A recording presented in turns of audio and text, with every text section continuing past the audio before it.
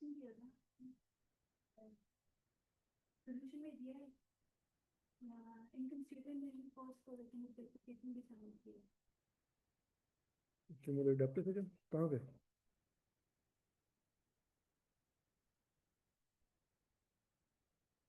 हमने कौन सा सवाल किया था?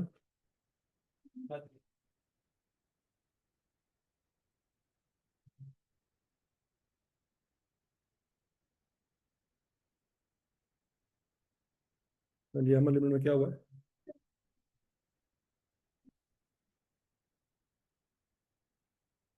अगर हम डायरेक्ट अप्रोच में कर रहे हैं ना तो ग्रांट इनकम अलग आएगी और खर्चे अलग आएंगे। ग्रांट इनकम दो थी, एक 13,333 वाली, वो डेप्रिसिएशन की बेस पे जो निकली थी यार 8/12 करके, और एक 40,000 थी। ये चेक करें, ये सही है। फिर खर्चे दो आने थे, कौन कौन से? डेप्रिसिएशन का खर्चा और ट्रेनिंग कॉस्ट का खर्चा, याद है? और बैलेंस शीट में क्या क्या लिखना था? मशीन आनी थी 3.5 लाख की, उसमें 40,000 की डेप्रिसिएशन माइनस करके कैरिंग अमाउंट कितनी आ जानी थी? 3,10,000। और लाइबिलिटी में ग्रांट के दो टोटे करने थे, याद है? एक वो हिस्सा जो करंट है वो 20,000 है, जो अगले साल इनकम बन जाएगा, और बाकी 66,667, याद है कुछ कुछ? इन दोनों को इकट्ठा करें तो 86,000 बनता है। 86,000 की बनता है क्योंकि 13,000 की आपने इनकम रिकॉर्ड कर ली। 66,000, 20,000 और 13,000 तीनों को टोटल करेंगे तो 1 लाख बनता है। और नीचे ये अलग से ग्रांट आ रही है, ये कौन सी है? ये वो है जिसकी कंडीशन मीट नहीं पूरी कर पाए। वो 10 बंदे हमें लेने थे पत्तों की से, वो नहीं मिले, तो वो हमें पता लगा कि हम कंडीशन मीट नहीं कर पाए। अभी हमने गवर्नमेंट को वापस कर लिया, और चूंकि ये अगले साल ही वापस करने हैं तो ये करंट लायबिलिटी में लिखें। ठीक हो गया? अच्छा, और अगर इंडायरेक्ट अप्रोच होती तो अदर इनकम में कुछ भी ना आता, और आपकी डेप्रिसिएशन 40,000 ना होती, कितनी होती? 26,667 होती। और आपकी ट्रेनिंग कॉस्ट भी 70,000 ना होती, 70 में से 40 माइनस करके 30,000 आपकी ट्रेनिंग कॉस्ट होती। यहां तक की बात लगी। और आपकी मशीन 3.5 लाख की ना होती, पहले दिन ही अपने ग्रांड मशीन में से माइनस कर दी, तो आपकी मशीन होती 2.5 लाख की। और आपकी डेप्रिसिएशन फिर 40,000 की ना होती, आपकी डेप्रिसिएशन होती 26,667 की, तो आपकी कैरिंग वैल्यू आई 2,23,333। अब जब आप इंडा का अप्रोच इस्तेमाल कर रहे हैं तो डेफर्ड ग्रांट वाला सिस्टम ही खत्म हो गया, ना करंट पोर्शन होगा ना ही नॉन करंट पोर्शन होगा, सिर्फ एक ग्रांट आएगी। वो कौन सी? वो जो आपने पे करनी है, जिसकी कंडीशन मीट नहीं कर पाए। ये प्रेजेंटेशन, यहां तक का कोई मसला? सब राजी माजी? अच्छा जी बच्चों, बुक आपको मिल गई है? आवाज ही नहीं आ रही।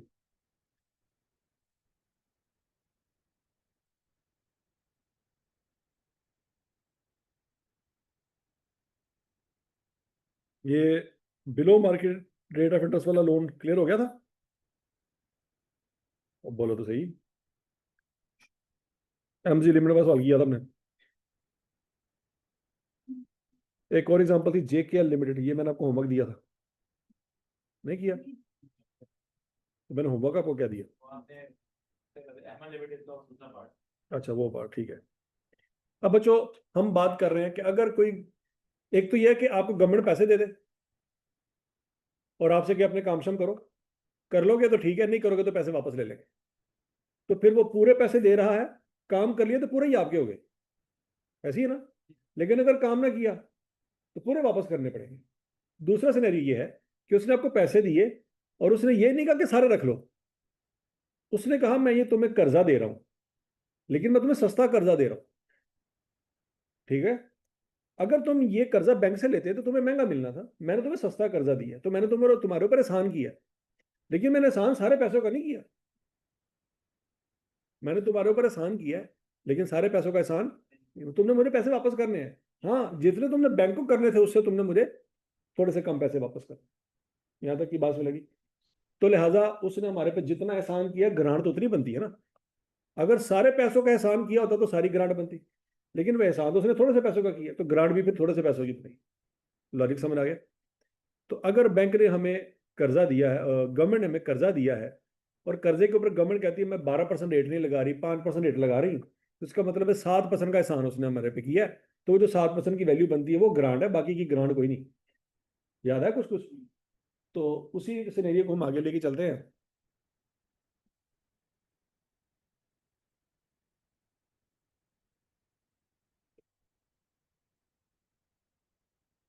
ये तो बच्चों ट्रेनिंग वाली एग्जांपल है, तो आप कर सकते हैं मेरा ख्याल है, इसमें तो कोई मसला नहीं है।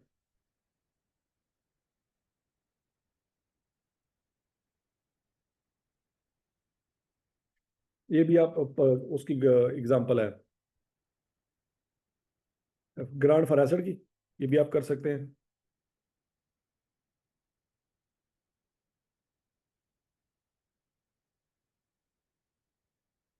अच्छा ये देखते हैं जी, रीपेमेंट ऑफ ग्रांट।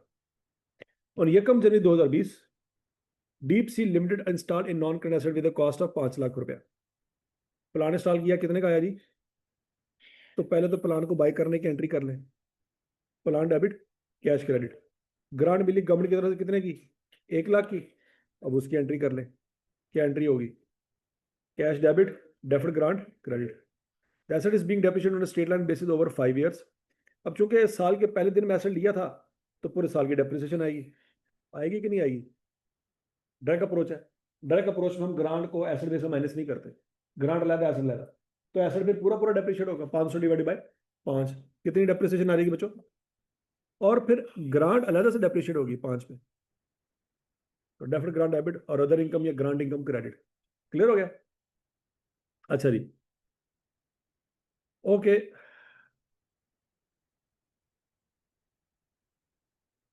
फिर अगला साल गुजर गया सुकून से, डेप्रिसिएशन फिर चार्ज करेंगे और ग्रांट को भी 5 पे डिवाइड करके इनकम बना रहे हैं। यहां तक की बात लगी। 2 साल सुकून से गुजर गए। कितने साल गुजर गए? 2 साल गुजर गए। अब हुआ क्या? Grant of 90,000 was repaid on यकम जनवरी 2022। अब जरा ध्यान से मेरी बात सुनो। अभी तक हमने जो ग्रांट की रीपेमेंट पड़ी है ना, वो ये पड़ी है सारी वापस करनी। भाई तुमने जो इनकम में रिकॉर्ड किया, जो तुम्हारे पास बैलेंस शीट में पड़ा है, हमें से कोई लेना देना, सारे पैसे कटो। पॉइंट समझ लगे? लेकिन अगर ऐसा हो कि गवर्नमेंट को सारे पैसे वापस ना करने, या गवर्नमेंट हम पे तरस खाए और हमसे सारे पैसे वापस ना ले, बात समझ लगी? हम इस पोजीशन में नहीं है कि गवर्नमेंट के साथ नेगोशिएट कर सके। समझ आ रही बात? हम गवर्नमेंट का तरला मिन्नत कर सकते हैं, हाँ, और गवर्नमेंट के दिल में रहम आ जाए तो क्या करेगी? वो माफ कर सकती है, हम उसे माफ नहीं करवा सकते अनटिल अनलेस हम पार्लियामेंट में बैठे हो। फिर तो गवर्नमेंट ही बारी अपनी है ना, तो अपने आप को कर्जा माफ करवा सकते। लेकिन अगर हम पार्लियामेंट में नहीं बैठे, तो फिर कोई चक्कर नहीं है, गवर्नमेंट को तरस आ जाए तो आ जाए। बरक अब हो ये रहा है, गवर्नमेंट से हमने पैसे लिए कितने थे? 1 लाख, लेकिन वापसी कितनी हो रही है? 90,000। यहाँ तक की बात लगी। अगर 1 लाख ही वापस करना होता तो जिंदगी आसान होती हमारी। 1 लाख लिया है, 1 लाख वापस करना होता, जिंदगी आसान होती। हमने कहते कि भाई जो बैलेंस शीट में पड़ा है वो सारा निकालो, और जो प्रॉफिट लॉस में आपने इनकम रिकॉर्ड की है वो सारी रिवर्स कर दो। पॉइंट समझ आया? अब स्यापा ये है कि पैसे लिए कितने थे? 1 लाख, लेकिन वापसी कितनी कर रहे हैं? 90,000। बाकी 10,000 क्या क्या ये क्या करिए, टेंशन। मेरी समझ आ रहा है कि नहीं आ रहा? एक तो ये है कि सची बैलेंस शीट में जो लाइबिलिटी है वो सारी वापस करते हैं, और जो प्रॉफिट लॉस में इनकम रिकॉर्ड किए ना उसमें 10,000 रहने दें, बाकी रिवर्स कर दो। दूसरा ये कि नहीं, प्रॉफिट लॉस में जितनी इनकम रिकॉर्ड की सारी रिवर्स करें, बैलेंस शीट में जो लाइबिलिटी है उसमें से 10,000 रहने दें, बाकी खत्म कर दें। अब दोनों सिनेरियो फंसे हुए हैं, क्या करें? तो बच्चों, अब यहाँ पे ये बात याद रखनी है कि अगर हमने 2022 में जाके गवर्नमेंट को 90,000 वापस कर दिया है, तो हमारी अजम्पशन ये होगी कि पहले दिन से हमें ग्रांट मिली ही 10,000। यहां तक की बात समझ लगी? नहीं समझ लगी? ग्रांट में मिली कितने थी? 1 लाख की, लेकिन 2 साल बाद कितने पैसे वापस किए? अब 2 साल बाद हम खड़े हैं, लेकिन अब जब गवर्नमेंट को हमने 90,000 वापस कर दिए, अब हम क्या अज्यूम करेंगे कि हमें पहले दिन से ग्रांट मिली ही कितनी थी? 10,000 की। हम ये अज्यूम करेंगे कि हम इतने काबिल थे कि 10,000 की शर्तें पूरी कर सकते, बाकी 90,000 की शर्तें पूरी नहीं कर पाए, गवर्नमेंट वापस लेगी पैसे। तो पहले दिन से आज तक हम कितने काबिल थे? हम 10,000 के ही काबिल थे, हम 1 लाख के काबिल पहले दिन से थे ही नहीं। लॉजिक समझ लग गई? अच्छा, अब होना क्या है? अब होना यह है कि अगर हमें यह पता होता कि पहले दिन से हमें 10,000 ही मिला है, तो प्रॉफिट एंड लॉस में हमारी इनकम फिर 20,000 से ना जाती, उस 10,000 को 5 पे डिवाइड करके 2,000 से जाती। मेरी बात सुन लगी? अगर हमें पहले दिन से पता होता कि हमें गवर्नमेंट ने अल्टीमेटली पैसे देने ही कितने हैं, 10,000, तो हम 10,000 को 5 पे डिवाइड करते, तो यहाँ पे 20 की बजाय कितना लिखते, 2 लिखते, और यहाँ पे 20 की बजाय कितना लिखते। इसका मतलब है प्रॉफिट एंड लॉस में हमारी इनकम जाती 4 से, और बाकी 6 हमारी बैलेंस शीट में पड़ा होता। तो जब हम गवर्नमेंट को 90,000 वापस कर रहे हैं ना, हम अपनी फाइनेंशियल स्टेटमेंट को ऐसे प्रेजेंट करेंगे कि प्रॉफिट एंड लॉस में कितनी इनकम होनी चाहिए हमारी, 4 की, और बैलेंस शीट में कितनी लायबिलिटी होनी चाहिए हमारी, 6 की। क्या ये लॉजिकली बात समझ आई कि नहीं आई? नहीं समझ आई? क्लियर है? लेकिन 2 सालों की हम इनकम कितनी रिकॉर्ड कर चुके हैं, 40 की। होनी कितनी चाहिए थी, 4 से, तो कितनी रिवर्सल करेंगे, 36 से। यहां तक की बात लगी? अच्छा, बैलेंस शीट में कितनी लाइबिलिटी पड़ी हुई है, 60 की। कितनी होनी चाहिए, 6 की। कितनी एक्स्ट्रा पड़ी हुई है, 54 से वहां पे पड़ी हुई है, 54 से वहां पे उड़ाएंगे, और 16 से यहां पे उड़ाएंगे, 36 से। हाँ, 40 रिकॉर्ड हुआ, 4 होना चाहिए था, 36 यहां से उड़ाएंगे, 54 वहां से उड़ाएंगे, टोटल करें कितना बनता है, 90 बनता है। तो 90 गवर्नमेंट को वापस कर। पता नहीं मैं की कह रही था, नहीं समझ लगी ना? तो बोलो तो सही, समझ आ गई ना? तो ये बच्चों देखो क्या लिखा हुआ है, ये जो मैंने हवा में बातें की हैं, उसकी बेस पे समझ लगी 54 कैसे आया, ये 54 ऐसे कैसे आया, बताया जरा।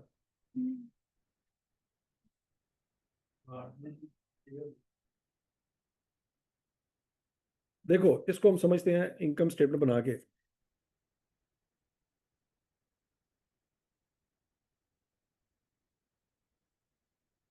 ये 54 कैसे आया,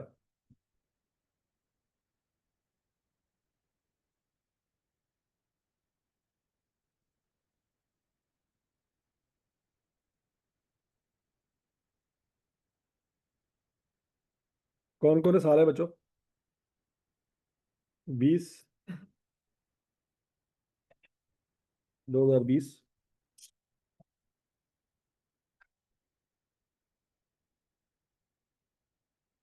2020, 21, 22, 23, 24। एक है इनकरेक्ट ट्रीटमेंट और एक है करेक्ट ट्रीटमेंट।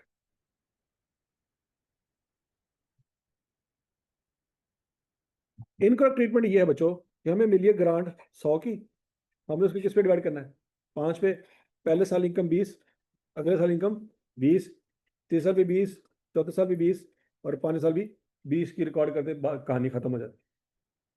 हुआ ये है कि हमें कहीं से फ्यूचर पता चल गया है, हम 2020 में बैठे हैं और हमें फ्यूचर नजर आ रहा है।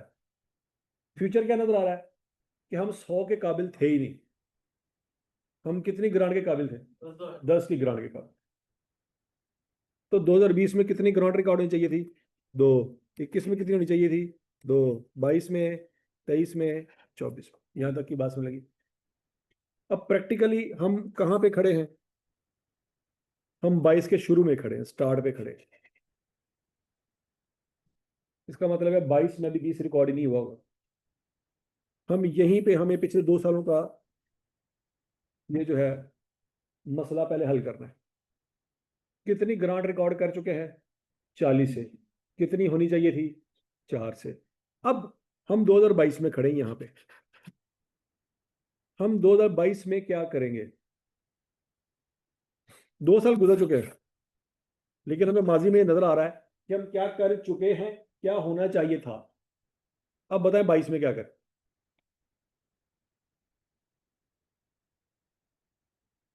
दो की इनकम तो आनी आनी है, लेकिन पिछले सालों में जो चगल मारी है उसका क्या करना। कितने कितने से रिवर्स करेंगे, 36 से रिवर्स करेंगे। क्या ये बात समझ आई है? नहीं समझ आई? 22 के तो अलग है, तो आने ही आने हैं, लेकिन जो पिछले सालों में किया है उसका क्या करें, उसकी 36 से रिवर्सल करें, ताकि पिछले 2 सालों की जो गलतियां हैं वो गलतियों को हम खत्म कर दें। तो 36 से प्रॉफिट एंड लॉस को क्या करेंगे, डेबिट करेंगे कि क्रेडिट करेंगे? आवाज नहीं आ रही। डेबिट करेंगे। क्या ये लॉजिकली बात समझ आई सबको? ये 36 से हमने प्रॉफिट एंड लॉस को डेबिट क्यों किया हुआ, ये जरा देखो गौर से। हजम शुद्ध 36 समझ आ गया कहां से आया? अच्छा जी, अगला पॉइंट। अब फर्ज करो बच्चों बना रहे हैं बैलेंस शीट। क्या बना रहे हैं? Balance sheet. बैलेंस शीट में नॉन करंट लाइबिलिटी या सिर्फ लाइबिलिटीज की बात करते हैं, करंट नॉन करंट का रौला डालते ही नहीं। लाइबिलिटीज में बच्चों डेफर्ड ग्रांट आ रही होगी, ठीक है, एक आ रही होगी इनकरेक्ट तरीके से और एक आनी चाहिए करेक्ट तरीके से। 2020 में बच्चों हमें 100 की ग्रांट मिली, 100 में से 20 प्रॉफिट लॉस में रिकॉर्ड किया, बाकी पीछे डेफर्ड ग्रांट कितनी रिकॉर्ड की होगी? 80। फिर यहाँ पे कितनी रिकॉर्ड करनी है? 60, फिर 40, फिर 20 और फिर 0। जबकि हमें असल में पता था कि ग्रांट तो 100 कभी मिलनी ही नहीं चाहिए थी, हमें, हम इस काबिल थे ही नहीं। हमें ग्रांट कितनी मिलनी चाहिए थी? 10 की। और अगर 10 की ग्रांट मिली होती, 2 जाती प्रॉफिट लॉस में, बाकी यहाँ पे लाइबिलिटी कितनी होती? 8। यहाँ पे लाइबिलिटी कितनी होती? 6। यहाँ पे लाइबिलिटी कितनी होती? यहाँ पे 2 और यहाँ पे 6। अब 2 साल गुजर चुके हैं, 2 साल गुजर चुके हैं, तो 2 साल गुजरने के बाद, अभी 2 साल गुजरने के बाद हम पहले दिन पे खड़े हैं। साल के शुरू में खड़े हैं, एंड पे खड़े हैं? शुरू में खड़े हैं। तो साल के शुरू में हमारे बैलेंस शीट में ग्रांट 60 होगी कि 40 होगी? 60 होगी। 40 तो साल के एंड पे होगी ना।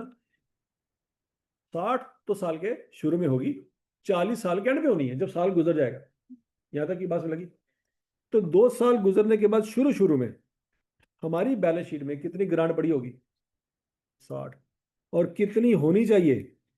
6 होनी चाहिए। तो कितनी लाइबिलिटी अपनी असल वैल्यू से ज्यादा शो हो रही है? 54 से। तो उतने से लाइबिलिटी को क्या करेंगे? रिवर्स कर दो। समझ आइए? अब उसने कैलकुलेशन कैसे की है बच्चों? उसने कैलकुलेशन ऐसे की है कि गवर्नमेंट को कितने पैसे वापस कर रहे हैं? 90। और रिवर्सल कैसे रिकॉर्ड किया उसने? 90 को 5 पे डिवाइड किया, 2 से मल्टीप्लाई किया, जितने साल गुजर गए। एक तरीका तो मैंने आपको समझाया है कि ऐसे था, ऐसे होना चाहिए था, जो फर्क है वो रिवर्स कर दें। वो कह रहा है मारो गोली, कितने पैसे गवर्नमेंट को वापस करने हैं? 90। 90 को जो हमने रिकॉर्ड करना है या रिवर्सल करना है, वो कैसे निकालेंगे? 90 को डिवाइड करेंगे 5 पे, मल्टीप्लाई करेंगे 2 से, इतनी लाइबिलिटी आपने बैलेंस शीट में रिवर्स करना है। तो 90 को 5 पे डिवाइड करो, 2 से मल्टीप्लाई करो, आंसर क्या आता है? क्या आता है? 54 आता है। चेक करो जरा।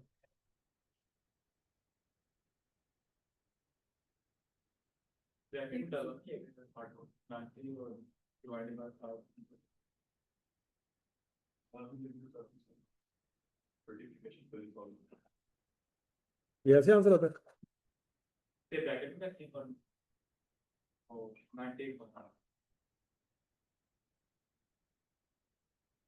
90 डिवाइडेड बाई 5 मल्टीप्लाई बाई 2, क्या आंसर आता है? 36 आता है मेरा ख्याल है। 36 आता है। 90 में से 36 को माइनस करेंगे तो क्या आंसर आएगा? 54।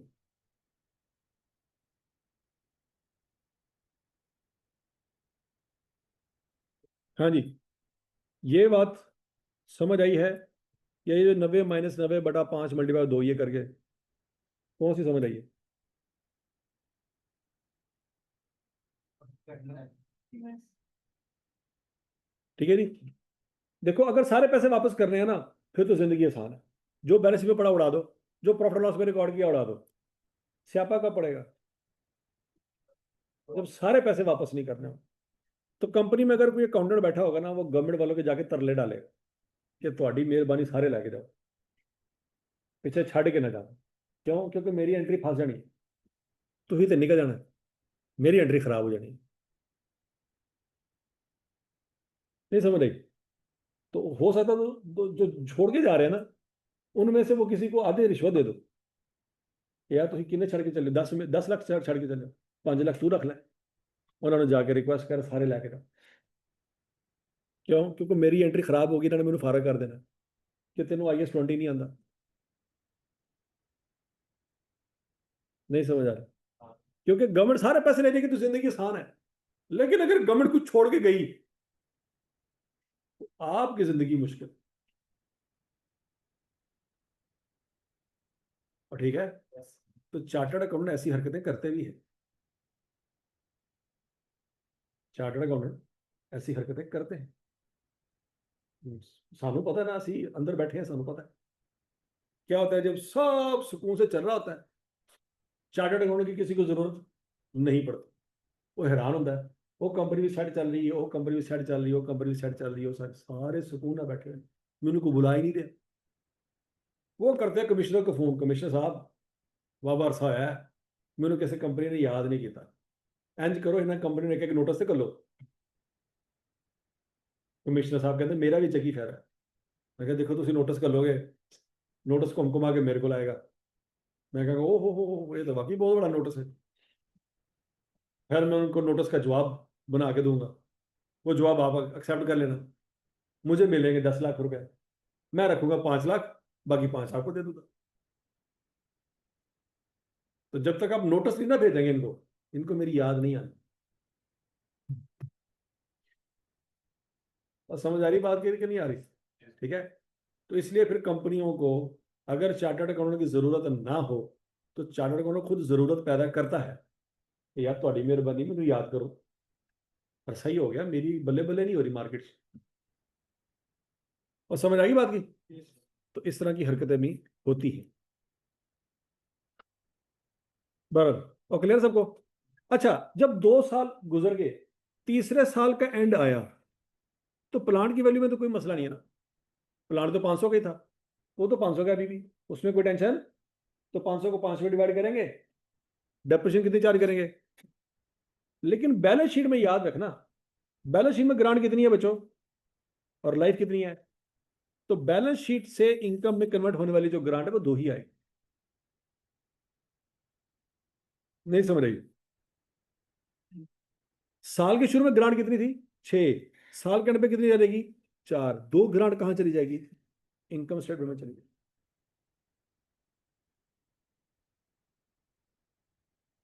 ठीक है ना? साल के शुरू में तो हमने कर लिया जो करना था, लेकिन जब साल का एंड आएगा, 31 दिसंबर का दिन आएगा, तो उस जो ग्रांट, जो एक्चुअल में ग्रांट आपके पास पड़ी हुई है 10 की, उसको लाइफ पे डिवाइड करेंगे, 2 की लाइबिलिटी को इनकम में कन्वर्ट कर देंगे। वो 36 की एंट्री कब की होगी? साल के शुरू में।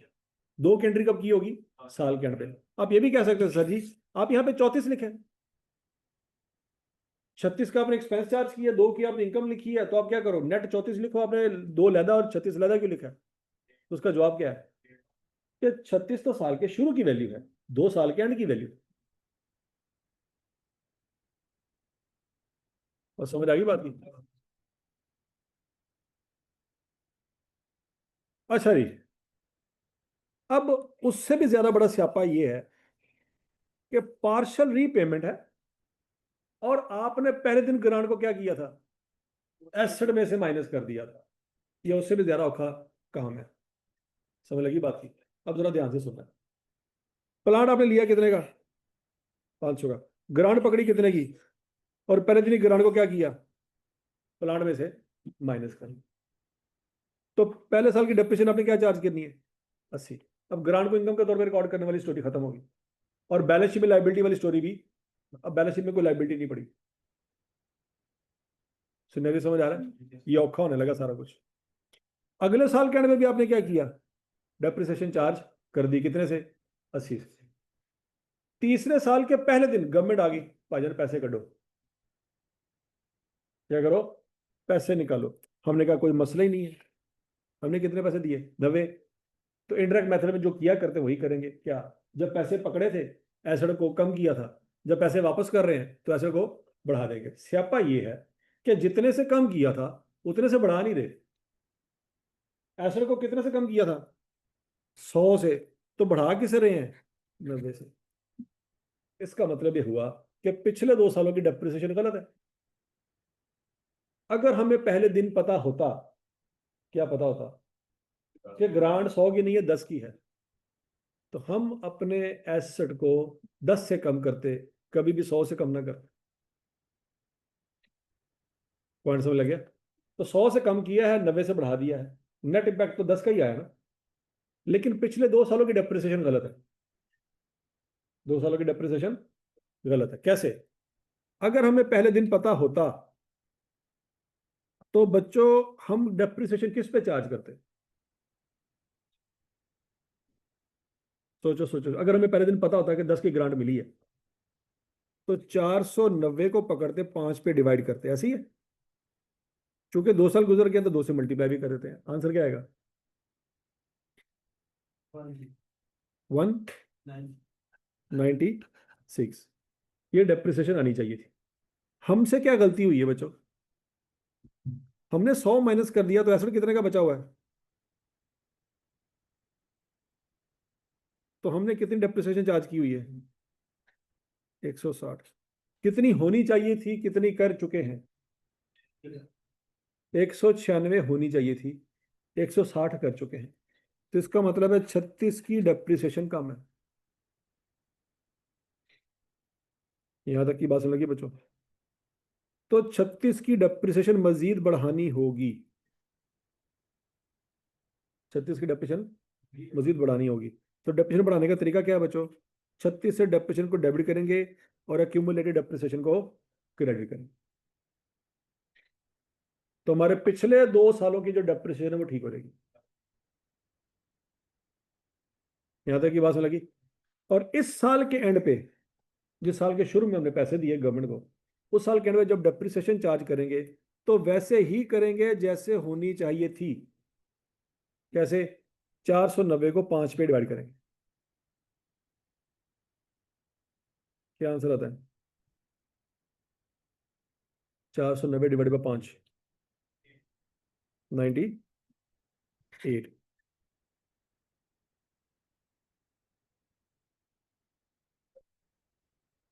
ये गलत है, 490 आना चाहिए था। ठीक है, 490 डिवाइड बाई 5। यहां तक की बात सुन लगी बच्चों? नहीं समझ लगी? ठीक है। तो गवर्नमेंट ग्रांट के टॉपिक में बच्चों सबसे मुश्किल टॉपिक पता क्या है? कि ग्रांट रीपेमेंट करनी पड़ जाए, लेकिन सारी ना करनी पड़े। सारी करनी पड़े तो आसान काम है, आधी करनी पड़े तो स्यापा पड़ जाए। नहीं समझ आई?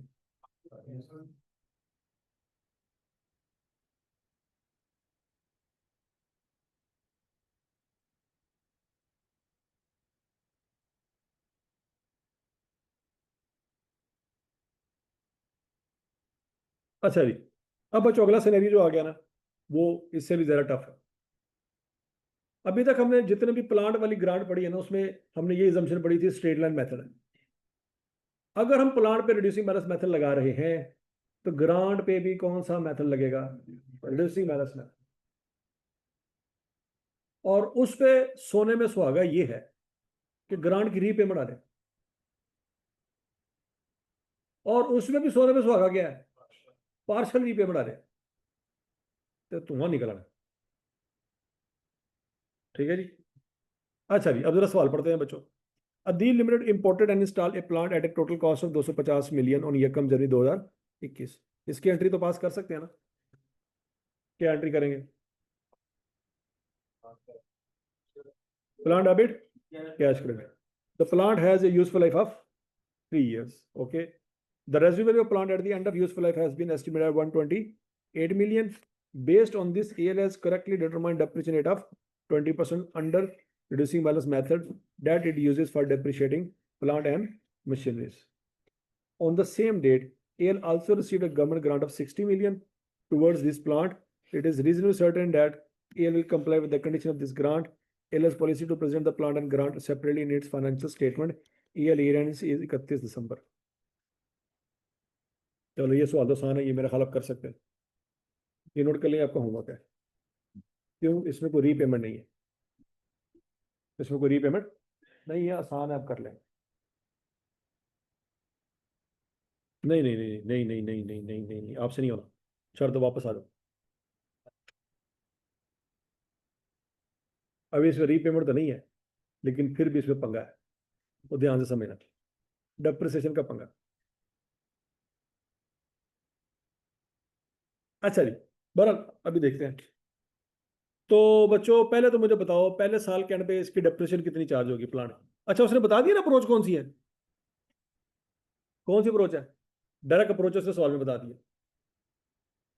कौन सी अप्रोच है? डायरेक्ट अप्रोच है। करें जी जरा।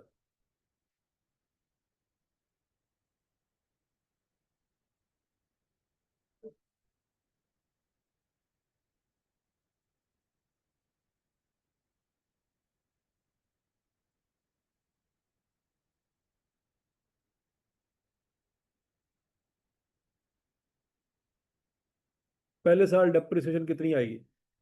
50 मिलियन। अच्छा, पहले साल जो डेप्रिसिएशन आएगी बच्चों की 50 आती है? बोलो जरा। 50 आती है ना, कि नहीं? दूसरे साल डेप्रिसिएशन कितनी आएगी? 40।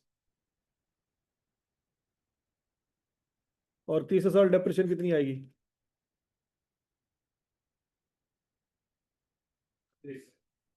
कितनी आएगी? 29। 29 आती है। 32, तीनों को टोटल करें 122। तो मेरा ख्याल उसने यही कहा था। क्या कहा था? कि 250 का प्लांट है, 3 साल बाद कितने का सेल हो जाएगा? 128 का। तो इसका मतलब है कितना उसकी वैल्यू में कमी आएगी? 122 की आएगी। तो 3 सालों में 122 की कमी आ रही है कि नहीं आ रही? अच्छा, ये तीनों कैलकुलेशन आपको पहले साल के पहले दिन पता होंगी या 3 साल के एंड पे जाके पता चलेंगी? सोचो सोचो सोचो सोचो। ये वैल्यूज आपको पहले दिन पता होंगी या तीसरे साल पे जाके इंकशाफ होगा?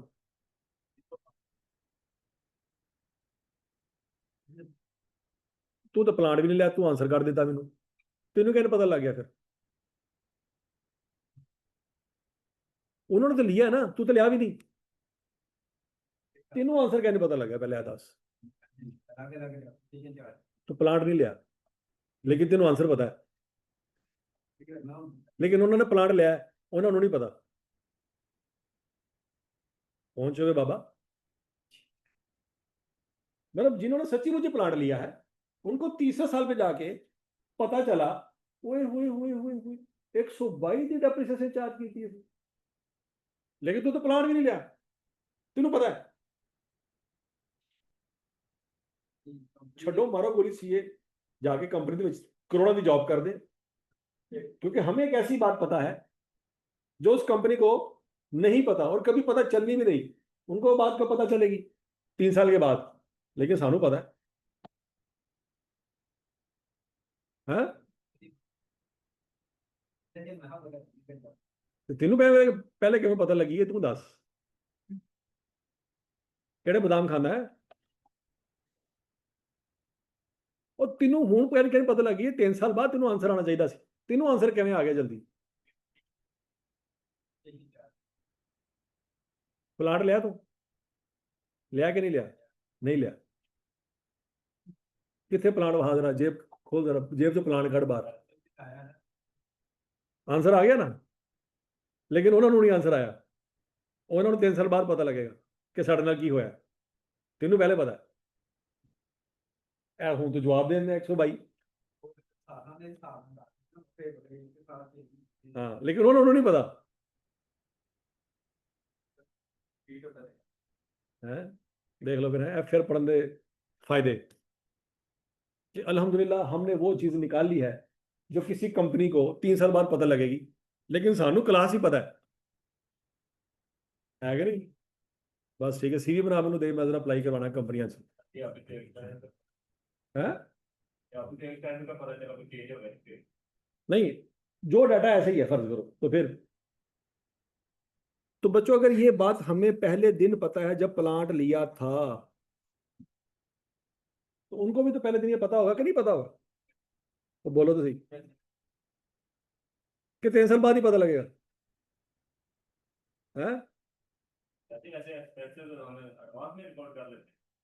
या जब आपको पता है कि आपके प्लांट की, नहीं मैं भी कैलकुलेशन ही कर रहे हैं। आपने प्लांट लिया 500 का, लाइफ है 5 साल, डेप्रिसिएशन कितनी आएगी? तो बोलते सही। तो ये डेप्रिसिएशन साल के एंड पे जाके पता लगेगी या पहले दिन आइडिया होगा? आइडिया होगा कि नहीं होगा? तो डेप्रिसिएशन अंदाजा ही होता है, एक्चुअल बात का किसको पता होता है? Depreciation is an estimate. ये आपने पढ़ा था इंट्रोडक्शन टू अकाउंटिंग में, अगर आपको याद हो। ये लाइफ क्या है? अंदाजा है। तो ये जो आंसर आएगा ये भी क्या है? अंदाजा है। तो ये तो आपको पहले दिन ही पता होगा। मेरी बात समझा रही? ये चीज आपको पहले दिन ही पता होती है। ठीक हो गया? अगला पॉइंट, तो ये जो 50, 40 और 32 का क्या आंसर आपने निकाला है, ये उन्होंने भी तो निकाला ही होगा ना पहले दिन, कि पहले साल डेप्रिसिएशन कितनी चार्ज होनी है? 50, अगले साल 40 और उससे अगले साल 32। अब सीन कुछ इस तरह से है कि ये ग्रांट ये 60 है, अगर मैं पहले साल इसका करूं 20%, तो क्या आंसर आएगा? क्या आएगा? 12। अगले साल भी मैंने 20% ही लेना है, लेकिन किसका? 48 का। क्या आंसर आएगा? 9.6। अगले साल भी मैंने 20% ही लेना है, किसका लेना है मैंने 20%? ये तो बता दो। 38.4 का। क्या आंसर आएगा? 7.7। चलो तो 10 दो। 7, 8 कितने क्या है? 7, 8 का भी आंसर आया है। और समझ लगी बात? अब बच्चों स्यापा ये है, आपने प्लांट पे तो 20% रेट लगा दिया, लेकिन अगर ग्रांट में 20% रेट लगाएंगे तो 3 सालों में ये 60 मिलियन खत्म नहीं होना।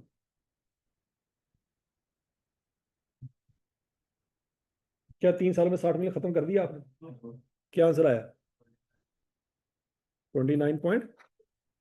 इसका मतलब है 3 सालों में 60 मिलियन में से 29 की आपने इनकम बनाई है, बाकी आपकी बैलेंस शीट में लाइबिलिटी बढ़ी हुई। हालांकि कंडीशन ये थी कि प्लांट की लाइफ चूंकि 3 साल है, तो ग्रांट की लाइफ भी 3 साल ही है। समझ आ गई? इसका मतलब प्लांट अगर 3 साल में खत्म तो ग्रांट भी 3 साल में है। तो बैलेंस शीट में 3 साल के बाद ग्रांट क्या कर रही है? खत्म होनी चाहिए थी, वो क्यों नहीं खत्म हुई? तो प्लांट तो हो गया खत्म, तो क्या वो ग्रांट फिर हमेशा हमेशा के लिए बैलेंस शीट में रहेगी? क्या करें उसको? कैसे? चलो लाइफ पे कर लेते हैं। चलो जी लाइफ पे करते हैं। क्या करेंगे? इसको 3 पे डिवाइड करेंगे। पहले साल 20, अगले साल 20 और उस अगले साल। तो ये कौन सा मेथड यूज किया आपने? जबकि एसेट प्लांट किस पे था? नवा कट्टा खोल गया। हम प्लांट को रिड्यूसिंग बैलेंस मेथड में लेके जाएं और ग्रांट को स्ट्रेट लाइन पे लेके जाएं। एक मकसद पूरा हो गया, दूसरा नहीं पूरा हुआ। कौन सा मकसद पूरा हो गया? ग्रांट 3 सालों में खत्म। लेकिन टेंशन क्या है? मेथड वो नहीं है। वहां पे रिड्यूसिंग बैलेंस मेथड है और यहाँ पे कौन सा है? स्ट्रेट लाइन मेथड है।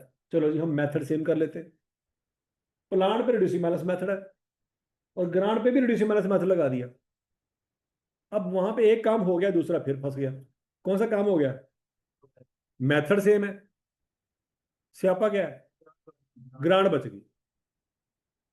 अगर ग्रांट बच गई है इसका मतलब है ग्रांट की लाइफ 3 साल नहीं थी। ग्रांट अगर बच गई, बैलेंस शीट में अभी भी पड़ी हुई है, इसका क्या मतलब है? कि उसकी लाइफ 3 साल नहीं थी, वो चौथे साल में भी जाएगी, फिर 5वें साल में भी जाएगी। और हमें तो नहीं लग रहा अगले 10 सालों में खत्म हो जाए। 20 20 20 20 करते जाओ, 10वें साल में कुछ ना कुछ बच जाना। तो दो पंगे। क्या? अगर ग्रांट खत्म करनी है तो स्टेलर मेथड लगाना पड़ेगा, और अगर डेसिमल मेथड लगाना है तो ग्रांट बच जाएगी। पॉइंट समझ आ गया? ये नहीं समझ आ गया? भाई प्लांट की तो सक्राई वैल्यू होती है, ग्रांट की भी कुछ सक्राई वैल्यू होती है। किसी ने सुना कि ग्रांट की सक्राई वैल्यू है? तो ग्रांट की सक्राई वैल्यू तो नहीं होती, ग्रांट तो 3 साल में 0 नहीं चाहिए। जो असल पंगा है वो पंगा समझ आया कि नहीं आया? और बोलो सी। पंगा ये है कि ग्रांट की लाइफ 3 साल है, और ग्रांट 3 सालों में खत्म भी होनी चाहिए, और मेथड भी स्ट्रेट लाइन नहीं होना चाहिए। पंगा ये तो बज़ाहिर ये इम्पॉसिबल लग रहा है कि ऐसा ऐसा हो नहीं सकता। अगर आप स्ट्रेटर मेथड लगाएंगे तो कुछ तो खत्म तो हो जाएगा, लेकिन मेथड मैच नहीं कर रहा। और अगर आप रिड्यूसिंग मैथ मेथड लगाएंगे, मेथड तो मैच कर जाएगा लेकिन ग्रांट नहीं खत्म। सिनेरियो समझ आ गया नहीं? अब इसका हल अकाउंटेंट ने क्या निकाला? अकाउंटेंट बड़े तेज होते हैं। अकाउंटेंट ने इसका हल निकाला कि देखो, हमने जब प्लांट लिया 250 मिलियन का, तो हमें पहले दिन पता है कि किस किस साल में कितनी कितनी डेप्रिसिएशन आनी है। हमें पहले दिन पता है कि नहीं पता पहले साल की डेप्रिसिएशन 50 है? क्या पहले दिन पता है कि दूसरे साल की डेप्रिसिएशन 40 है? क्या पहले दिन पता है कि तीसरे साल की डेप्रिसिएशन 32 है? या ये बात हमें तीसरे साल जाके पता चलेगी? ये पहले दिन ही पता है। हमने ऐसे ऐसे प्लान डेप्रिशिएट कर दिए जिनको हमने कभी अपनी आंखों से देखा भी नहीं। इंट्रोडक्शन टू अकाउंटिंग में याद करें, फर्नीचर आप डेप्रिशिएट कर चुके हैं, बिल्डिंग आपने डेप्रिशिएट की है, ठीक हो गया। आपने तो कभी कभी लैंड भी डेप्रिशिएट कर दिया था। वो तो लोगों ने बताया कि यार थोड़ा अल्लाह का वास्ता है, लैंड डेप्रिशिएट ना करो, तुझे फट क्यों नहीं डेप्रिशिएट कर? हाँ नहीं जो लैंड है वो डेप्रिशिएट हो नहीं सकती अगर लीज पे ली हो। यार, फिर नॉर्मल लैंड की गल कर लेंगे। जिस लैंड ते ਅਸੀਂ बैठे हैं उस लैंड का दसो। एक ऐसा लैंड ਜਿਹੜਾ ਰੋਲੇ ਵਾਲਾ प्लाट है ਉਹਦੀ ਗੱਲ क्यों कर रहे हैं? पहले ये ज्यूम कर ले कि कोई प्लाट नॉर्मल भी हो सकता है कि नहीं? नहीं बात लगी। इस क्लास में माशाल्लाह सारे बच्चे बैठे नॉर्मल नजर आ रहे हैं ना तेन? तू जरूर कैंसर पेशेंट की गल करनी है, पहले नॉर्मल लोगों की गल कर लेंगे हैं, फिर कैंसर वाले की भी कर लेंगे। तू जरूर ऐसा लैंड लेना है ਜਿਹੜਾ लीज ਤੇ ਹੋਏ। पहले नॉर्मल तो लैंड लेना है। पूरी तेरी क्या कहते हैं खानदानी हिस्ट्री चो किसी ने लीज से प्लांट लैंड नहीं लिया होना, नहीं ना लिया आज तक। हम साइंस चो ही नहीं लिया होना, पूरे मोहल्ले चो किसी ने लिया होना। लेकिन एग्जाम्पल तो कहीं लैके आ रहा है। पहले नॉर्मल लोगों मतलब गल कर लो, बाद चो कर लांगे रोले वाले गल्लां भी करांगे, ठीक है? पहले नॉर्मल तरीके ना तो गल समझो। अब मैं अच्छा लगूंगा यहाँ पे आपको मिसालें दूं कि फर्ज करें जी आप अब यहाँ से घर जाएंगे तो एक्सीडेंट हो जाएगा, नहीं ना? कि सर वो नॉर्मल नॉर्मल बातें कर रहे हैं, ये कौन सी अब नॉर्मल बातें कर रहे हैं? तो यार हम भी यही एक्सपेक्ट करते हैं कि आप ऐसे लैंड की बात करें जो नॉर्मल परचेज किया गया है। नहीं सर, अगर लैंड में से कोयला निकला है तो कोयला तो 5 साल में खत्म हो सकता है ना, ऐसे लैंड को तो डेप्रिशिएट करना चाहिए। हमने आज तक अल्हम्दुलिल्लाह कितनी जिंदगी लंघ गई, आज तक कोई लैंड ऐसा नहीं देखा जितो कोयला निकला है। असि दुकान तो जाके कोयला परचेज करी, पता है कि कहीं ना कहीं किसी लैंड में से निकल रहा होगा, लेकिन हमने देखा। समझ आ रही कि नहीं आ रही? तो नॉर्मल गल्लां करो, अब नॉर्मल नहीं कर लेंगे, बड़े मौके आने ने जिंदगी, ठीक है? देखो ना, अब मैं यहाँ पे बात करूं, क्या ऐसा हो सकता है ये छत गिर जाए? हो तो सकता है, लेकिन गल करता बंदा चंगा लगता है नहीं ना? तो कहते हैं प्रोबेबिलिटी है गिरने की, इम्पॉसिबल नहीं है, लेकिन ऐसी गल ही क्यों करनी कि टेंशन हो जाए बाद में, फिर बैठे बैठे टेंशन होने लग पे तो बंदा थोड़ा देर नीवा होके बगे कि अल्लाह करे दूसरा के सिर से डिगे मैं सिर बचा ला, ठीक है ना? नॉर्मल लोगों जैसी बातें करो, फिर अब नॉर्मल गल्लां कर। फिर जब अब नॉर्मल गल्लां करांगे ना तो टेंशन बहुत ही होनी है। और समझ लगी बात की? अब ये प्लान को डेप्रिशिएट करके जो आंसर आएगा वो आंसर में पहले दिन पता है। अब करना ये है कि हम ये देखेंगे ये प्लांट पहले साल कितना डेप्रिशिएट हुआ, 50 का, टोटल डेप्रिशिएशन कितनी है, तो परसेंटेज निकाल लेंगे इसकी।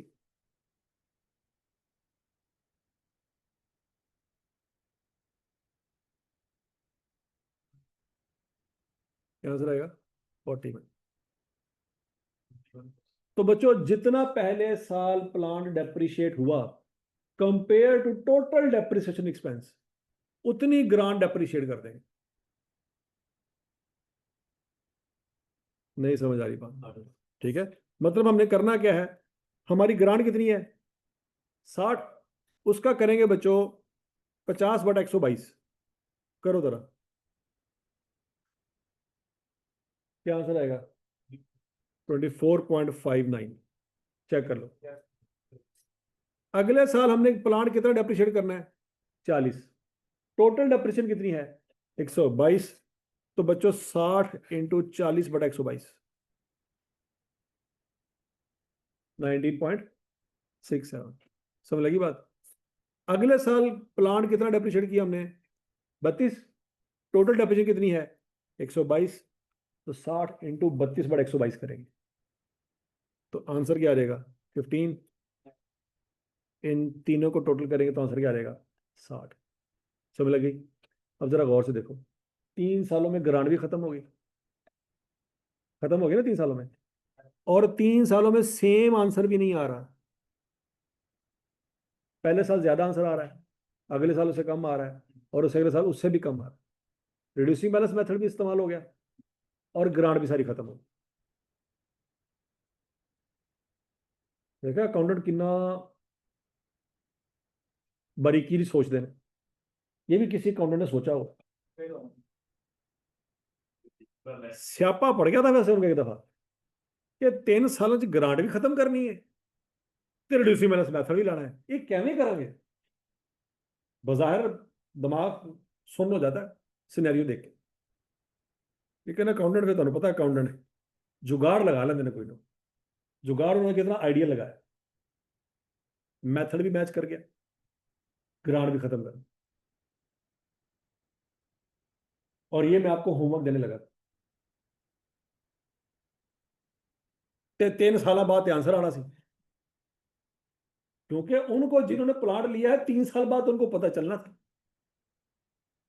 तो सानू घर बैठे पता चल जाता है कैसे है, और समझ लगी बात। तो बच्चों फिर एंट्रियां क्या करेंगे, प्लांट बाय किया, प्लांट डेबिट, बैंक क्रेडिट, पैसे पकड़ लिए गवर्नमेंट से, bank debit, deferred grant credit, पहले साल के अंदर डेप्रिशिएट करेंगे बच्चों, 50 की डेप्रिशिएशन आएगी, और डेफर्ड ग्रांट को इनकम में कन्वर्ट करेंगे, deferred grant debit, profit and loss या अदर इनकम क्रेडिट, क्लियर हो गया।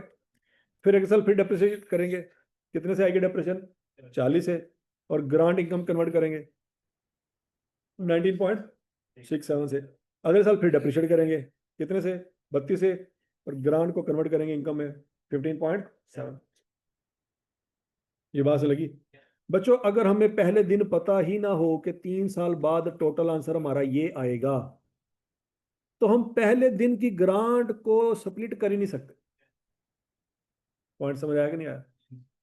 ये देखो पहले दिन, पहले साल हमें कैसे पता लगा कि डिवाइडेड बाई 122 करना है,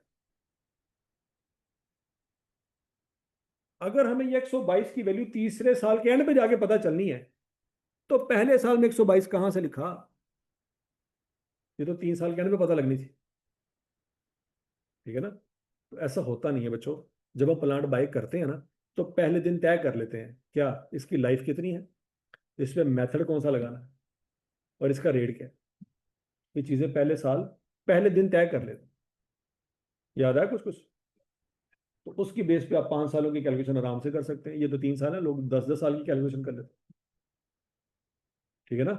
तो फिर हमें पहले दिन पता होगा कि इसकी पूरी जिंदगी में आने वाली डेप्रिसिएशन का टोटल क्या है, तो वो टोटल हम पहले साल इस्तेमाल कर रहे हैं, नहीं बात लगी। और इतराज करने वाले इतराज कर सकता है कि सर ये 122 का आंसर तो तीसरे साल के एंड पे आया था, आपने पहले साल की ग्रांट को 122 पे डिवाइड कैसे कर दी, तो हम कहेंगे कि सारी कैलकुलेशन पहले साल पता होती है और किसी, ठीक है, हजम शुद्ध।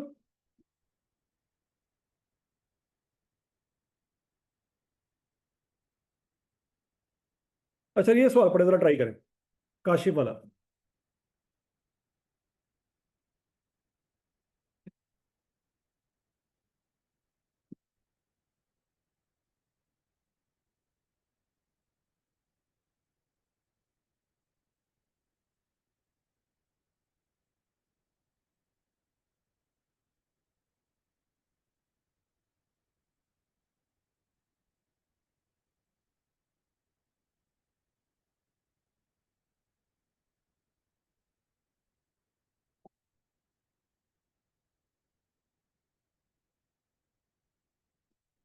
सेम सवाल है लेकिन अप्रोच कौन सी है? Indirect, indirect.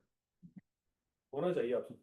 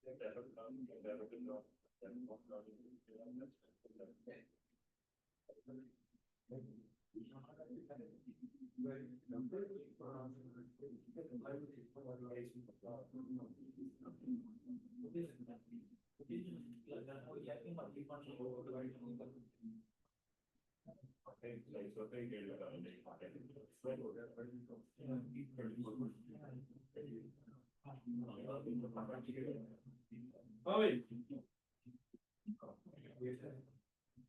हो गया नहीं?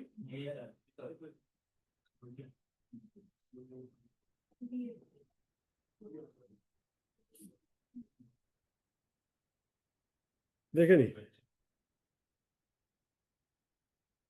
पहले साल डेप्रिसिएशन कितनी आनी थी? 50, 40, 32। और ग्रांड इनकम कितनी बननी थी? 24, 19, 15। इसमें से हम इसको माइनस करके रिड्यूस डेप्रिसिएशन इतनी चार्ज करें बस।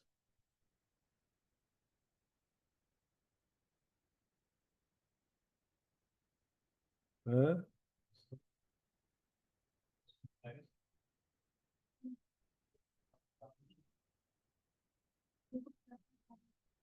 हाँ हाँ, देखो ना, कर दिया ना आपने एंट्री। प्लांट लिया कितने का? 250 का। ग्रांट कितनी पकड़ी? 60 की। तो आपने पहले दिन ही ग्रांट को क्या कर दिया? प्लांट में से माइनस कर दिया, ऐसे ही है। अब जब आप डेप्रिसिएशन चार्ज करेंगे ना, तो वो तरीका इस्तेमाल नहीं करेंगे जो पहले करते थे। कौन सा बोला? कि सर जी 250 में से 60 माइनस किया, क्या आंसर आया?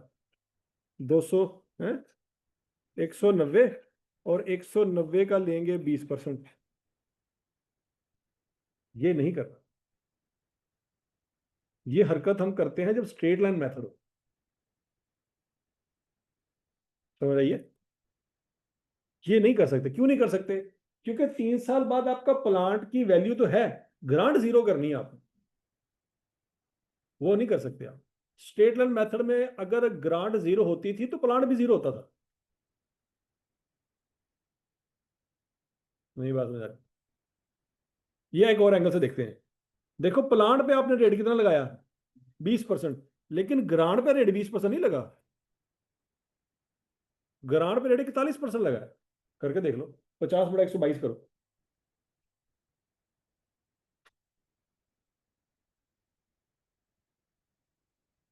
कितने परसेंट निकलता है? 41%। तो प्लांट तो 20% अप्रिशिएट होगा, लेकिन ग्रांट 41% अप्रिशिएट हो रही है। तो आप अगर 190 को 20% से मल्टीप्लाई करोगे, अब प्लांट को तो 20% अप्रिशिएट कर रहे हो, लेकिन अब ग्रांट को भी 20% अप्रिशिएट कर रहे हो। जबकि ग्रांट कितने परसेंट अप्रिशिएट होनी चाहिए? 41%। तब जाके 3 साल बाद ग्रांट जीरो नहीं।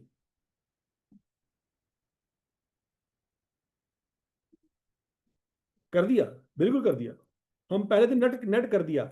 लेकिन वही तो पॉइंट है ना, कि अब आपने इस तरीके से डेप्रिसिएशन नहीं निकालनी कि 190 का लिया 20%। आप क्या करेंगे? आपने 250 का 20% लेना है। और ग्रांट भी वैसे ही निकालनी है जैसे डायरेक्ट तरीके से निकालते हैं। हाँ, डेप्रिसिएशन रिड्यूस होनी चाहिए, तो हम रिड्यूस कर रहे हैं ना। इनडायरेक्ट मेथड में हम डेप्रिसिएशन को कम रिकॉर्ड करते हैं ना। पहले क्या करते थे? पहले हम प्लान में से ग्रांट को माइनस किया, रिड्यूस वैल्यू है, उसको यूजफुल लाइफ में डिवाइड कर दिया। Straight line method. ठीक हो गया? यहाँ पे 50 तो आ रहा है 20% से मल्टीप्लाई करके, लेकिन वो जो 24 आ रहा है वो 20% से मल्टीप्लाई करके नहीं आ रहा, वो 41% से मल्टीप्लाई करके आ रहा। तो फिर यहाँ पे तरीका वारदात क्या है? कि डेप्रिसिएशन अलग निकालेंगे, ग्रांट अलग निकालेंगे, इन दोनों का नेट करके आपने डेप्रिसिएशन चार्ज करनी है। वो कितनी आएगी? 25.41। समझ रही है? क्या मसला क्या? ये सारा काम तो वो है जो ऊपर किया हुआ है, तो बस उसको नेट कर दो। बस आपने ध्यान ये रखना है क्या, कि ये काम नहीं करना आपने, बस, और कुछ नहीं करना।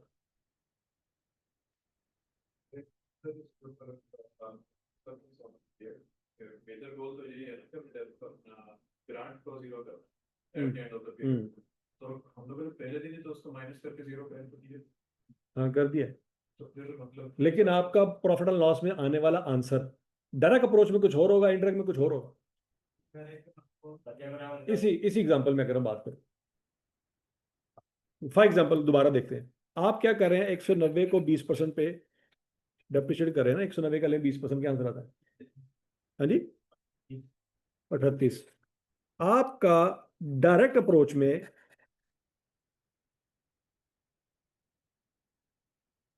जब डेप्रिसिएशन अलहदा और ग्रांट इनकम अलहदा आ रही थी, तो उसमें आपने डेप्रिसिएशन चार्ज की थी 50 की, और ग्रांट इनकम रिकॉर्ड की थी कितने से, 24.59 से, ऐसी है। तो नेट इंपैक्ट कितना आ रहा है,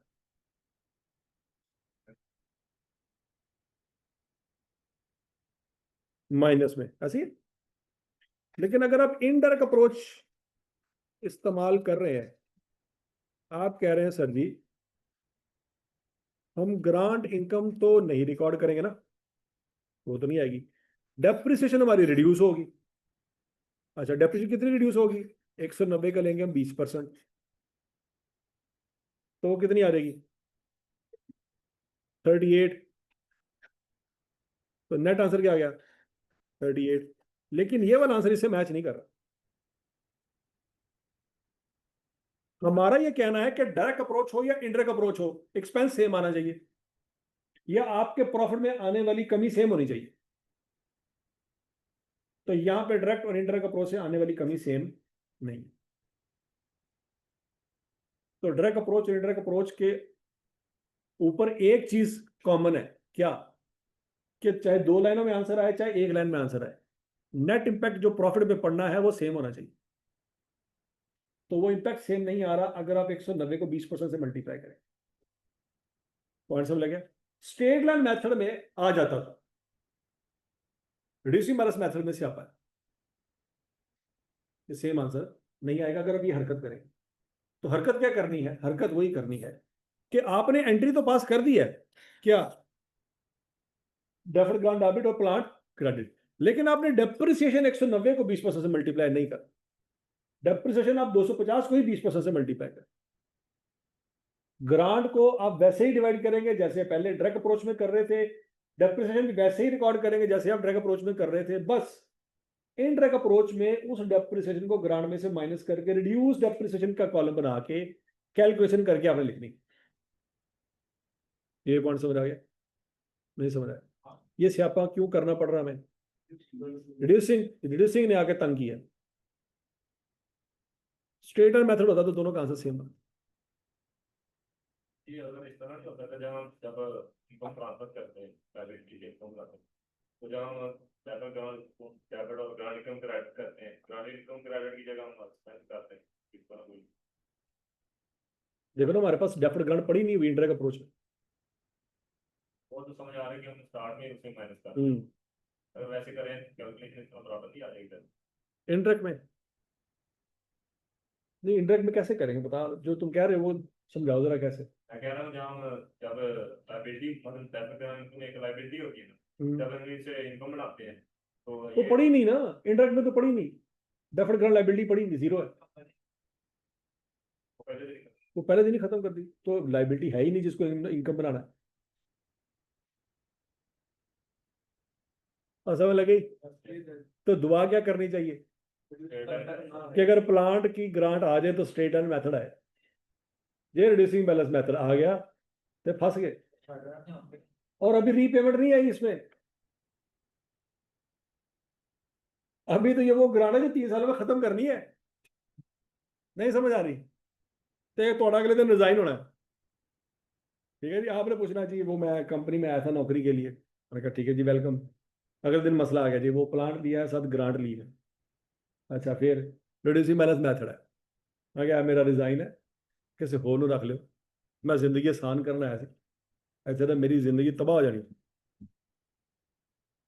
वो तो तरीका सारी कंपनी को गाइड करना होता है जो हाँ हम एयरलाइन पर तो आप कंपनी नहीं है ना, आप तो अकाउंटेंट, चलाने वाले भी कोई और हैं, आप कौन है, हम रिकॉर्ड करने वाले बस। 4 शेयर खरीद लेंगे और रिपोर्टिंग डेट बन जाएगी। तो 4 शेयर खरीदना तो ही कंपनी चला लोगे ना। अभी जिसका एमिशन भी होगा वो भी वो चलाना नहीं है, वो साल बाद सिर्फ मीटिंग अटेंड करना है।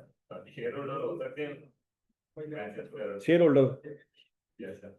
शेयर होल्डर तो कहना पे कंपनी चलाने यस सर। अब ਪੈਪਸੀ ਦੇ ਸ਼ੇਅਰ ਪਰਚੇਸ ਕਰ ਤੇ ਕੱਲ ਮੈਨੂੰ ਪੈਪਸੀ ਦਾ ਬੂਹਾ ਕਰਾਸ ਕਰ ਗਿਆ था। एक शेयर परचेज कर तो गेट पे गड्डी खड़ी कर, उन्होंने कहा जी मालिक आए ने दरवाजा खोलो। यही कहता है। कहता है करता नहीं है। प्रैक्टिकली करके दिखाओ ना। कल मैं चैलेंज करता हूं पेप्सी कंपनी का एक शेयर परचेज करो और पेप्सी के बूहे पे जाके गाड़ी खड़ी करो और गेट कीपर को बूहा खोल, वो थोड़ा दिमाग खोल देगा, बूहा नहीं खोलेगा। हाँ जी।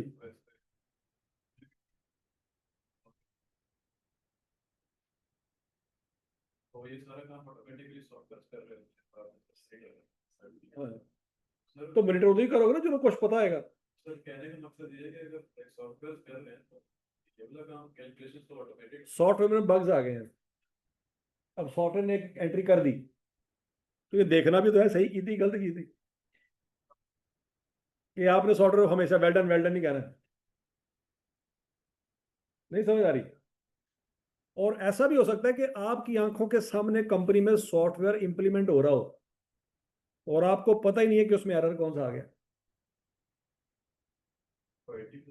आईटी वाले को अकाउंटिंग आती है, आईटी वाला ये क्या कहिए तो अकाउंटेंट ने देखना था।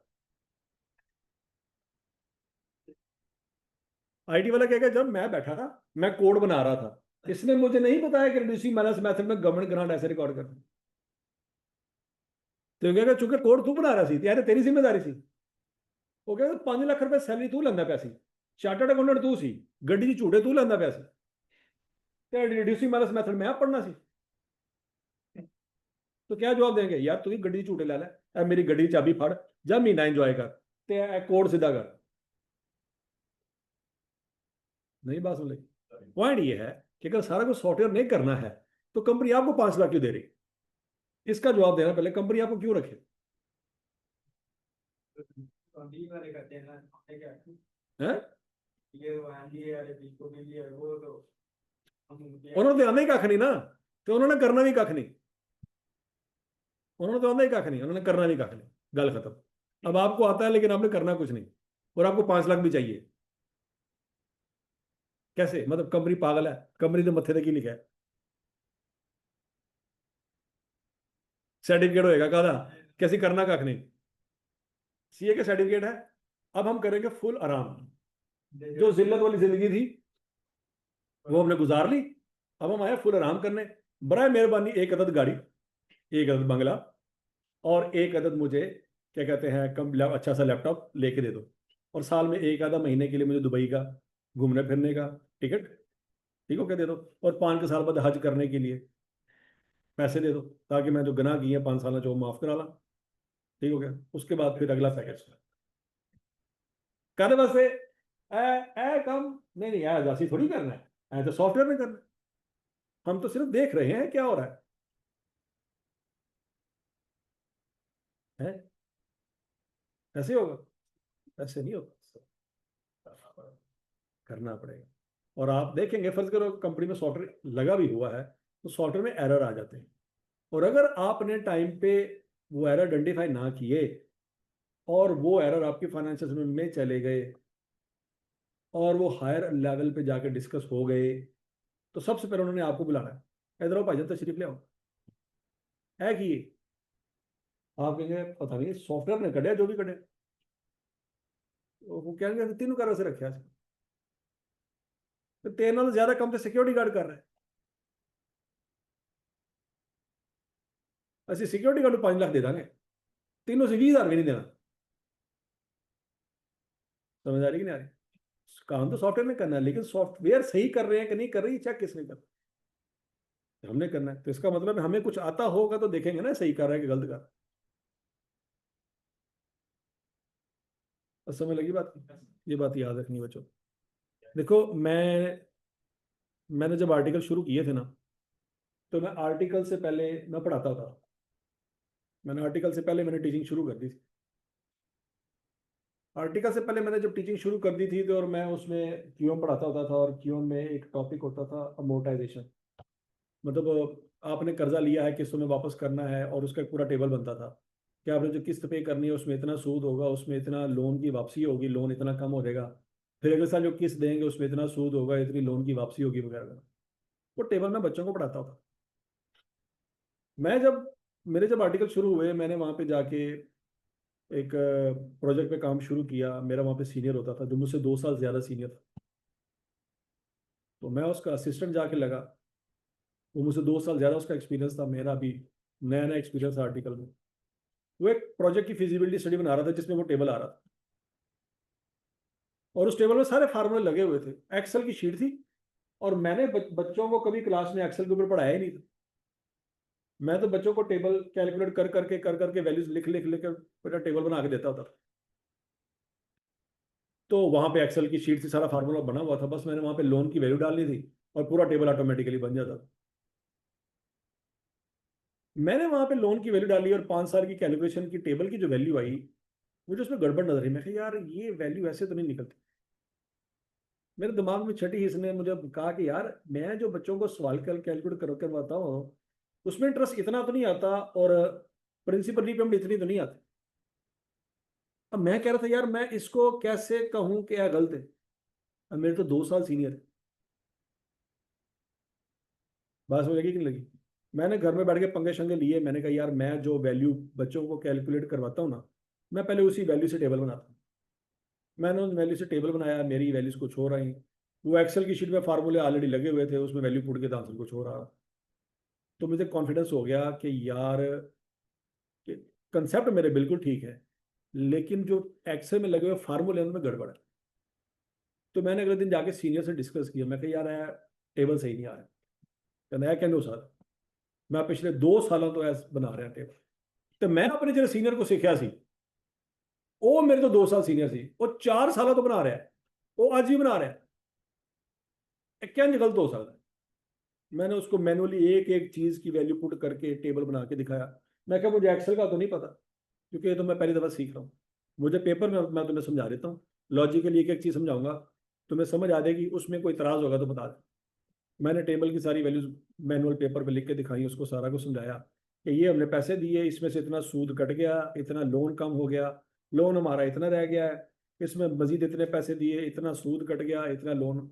तो देखो 5 साल के एंड पे आंसर हमारा 0 आ गया। कहता हाँ। मैं क्या वहां पे 5 साल के एंड पे आंसर 0 नहीं आ रहा, हमने धक्के से 0 किया हुआ। वो कहता वो तो एडजस्टमेंट है ना, हम थोड़ा आखिरी पेमेंट में वो ऐड कर देते हैं। मैं क्या नहीं, ऑटोमेटिकली 0 होना चाहिए, एडजस्टमेंट की जरूरत नहीं पड़नी चाहिए।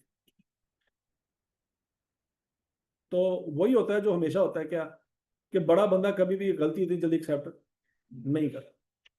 लेकिन बहरहाल उसने घर जाके थोड़े से पंगे शंगे लिए, थोड़ा सा समझा चीज़ों को, और उसको रियलाइज हुआ कि नहीं यार वाकई ये हमारे टेबल में गड़बड़ थी। अब डेफिनेटली उसमें उसका कसूर नहीं था, उसको उसके सीनियर ने सिखाया, और उसका भी कसूर नहीं होगा, उसको उसके किसी सीनियर ने बताया होगा, और किसी ना किसी बंदे ने जिंदगी में वो फार्मूला जब बनाया होगा उस वक्त उससे गलती होगी। और वो गलती चलती आ रही चलती आ रही चलती आ रही।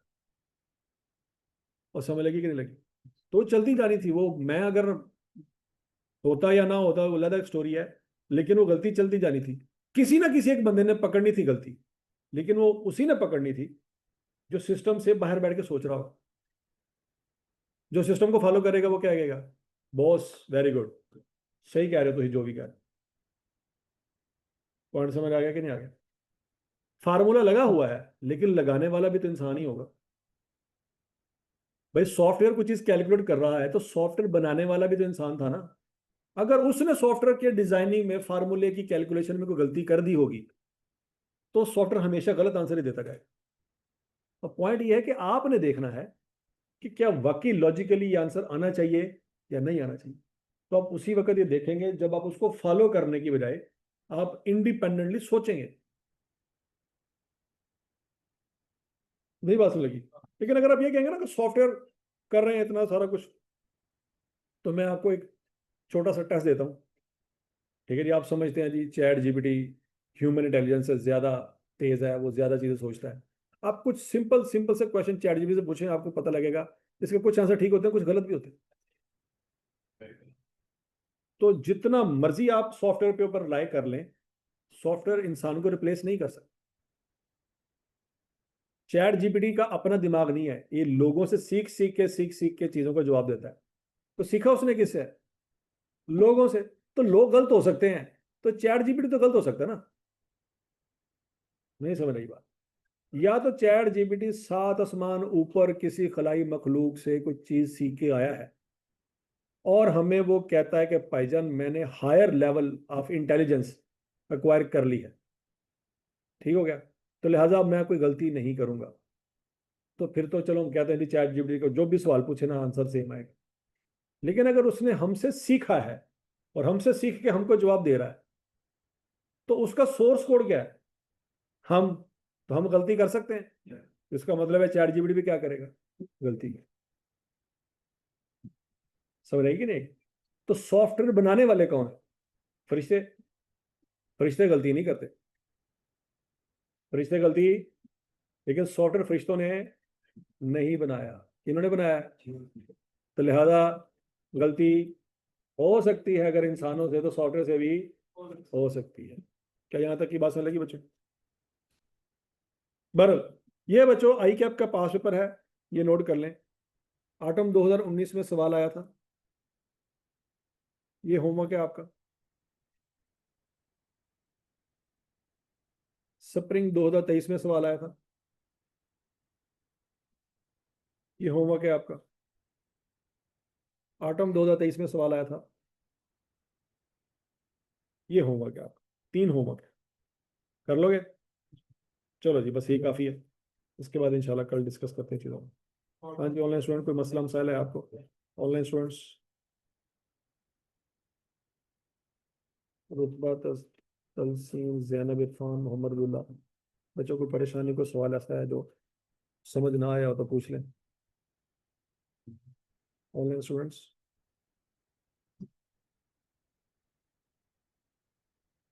ओके बच्चों, थैंक यू, अल्लाह हाफिज़।